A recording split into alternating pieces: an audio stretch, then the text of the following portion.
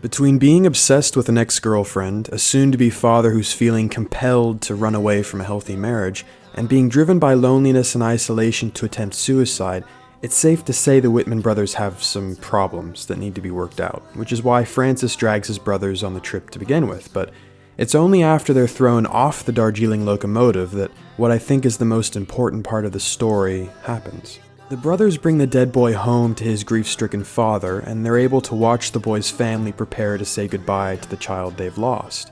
All along, the movies conflated and linked their father's death with the lifelong abandonment from their mother, but the Indian boy's death itself also has a very strong connection to both of those losses in the brothers' lives. The boy's accidental drowning has obvious similarities to their father's death, of course, but the wounding absence of a relationship that's never existed with their mother also closely matches the decades of life the drowned boy was supposed to have, which now won't ever happen. But it's easy to tell that by the time Francis, Jack, and Peter leave the village, a lot has changed for them. They choose last minute to go visit their mother, despite her protests, and even though she hasn't changed at all and abandons them yet again, her actions affect them a lot less than they used to. Something about their experience in the village obviously changed things a lot for them, so what was it? The villagers have suffered this huge painful loss, but they still treat the Whitman brothers warmly, which lets their pain bring them together instead of forcing them apart.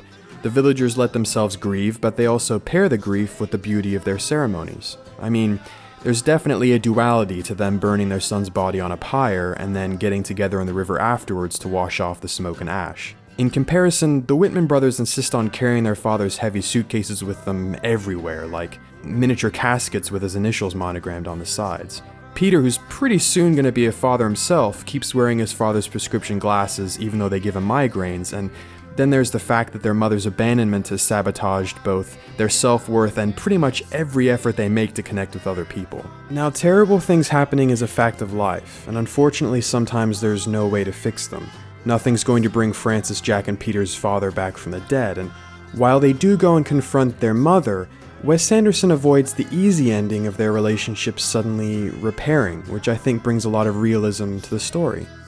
A lot of the time, it seems like getting through traumatic experiences isn't about fixing what's happened, or about someone learning not to care about things that have caused them pain. It's about them learning to segment off that traumatic experience from the rest of their life, and finding a way to not let it rob them of still being able to see the beauty around them, or having rewarding relationships, or finding things in life that bring them satisfaction and meaning.